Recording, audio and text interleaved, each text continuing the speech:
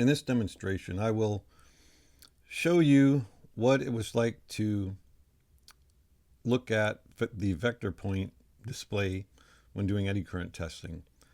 So back in the 1940s or 50s, Frederick Forrester was using a technique called the vector point technique. And there may be some graphics in your training material of one of his old testers where he had an impedance plane and there was a bunch of dots on it. Those were vector points. And each point represented a different value of impedance. And those vector points, or dots on the screen, would change position as the inductive reactance and the resistance of the coil changed when they were being influenced by different material properties.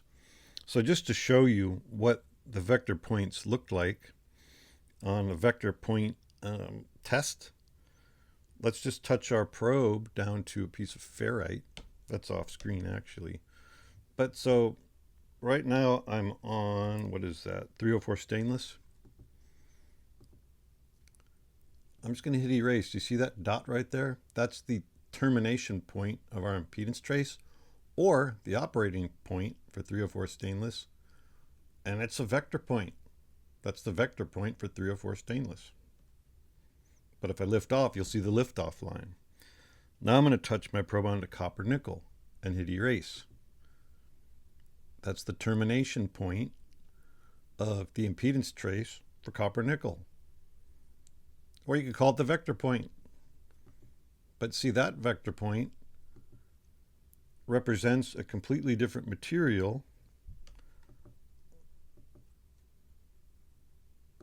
than that vector point does right there. So that's 304 stainless vector point. That's the copper nickel vector point. I'm trying to hold pressure down on my probe so I can just get a dot. That's my magnesium vector point.